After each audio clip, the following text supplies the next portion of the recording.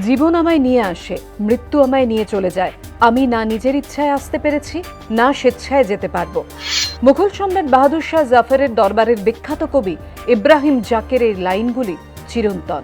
সত্যি, জন্ম কিংবা মৃত্যু কোনোটার উপরই আমাদের কোনো হাত নেই। পুরাণে আমরা ইচ্ছা মৃত্যুর উল্লেখ পাই, যেমন মহাভারতে ভীষ্মর ইচ্ছা মৃত্যুর ক্ষমতা ছিল, কিন্তু বাস্তবে এমনটা হয় না। ভারতীয় আইনে স্বেচ্ছা মৃত্যুর কোনো জায়গা নেই।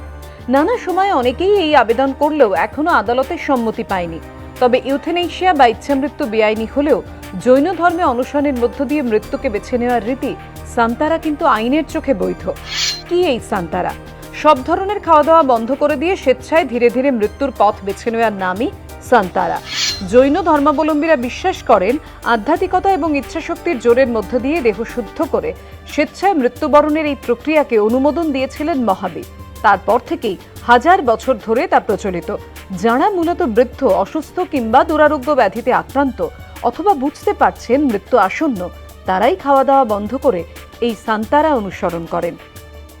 मरने की कला के अंतर्गत जब व्यक्ति के मन में संसार को पूर्ण रूप से भोग लेने के बाद में ये भावना आती है कि अब मुझे शांति के साथ मरना है, पानी के जोड़ करके 4 चीज़ का त्याग कर देता है और इसे हम जैन धर्म में संथारा कहते हैं। গত বছর রাজস্থান হাইকোর্ট সান্তারাকে বেআইনি ঘোষণা করে বলেছিল এটা আত্মহত্যারই শামিল। হাইকোর্ট এও বলে ভারতীয় সংবিধানের 21 ধারা অনুযায়ী যে জীবনের অধিকার দেয়া হয়েছে, সান্তারা তার পরিপন্থী। এরপরই আন্দোলনে নামেন জৈন ধর্মাবলম্বীরা। সুপ্রিম কোর্টে মামলা হয়। তারপর তৎকালীন প্রধান বিচারপতি এইচ.এল. দাত্তুর এবং অমিতাভ রায়ের বেঞ্চ রাজস্থান হাইকোর্টের রায়ের ওপর স্থগিতাদেশ জারি করে, যার জেরে সান্তারার ওপর থেকে নিষেধাজ্ঞা উঠে যায়। এবিপি আনন্দ।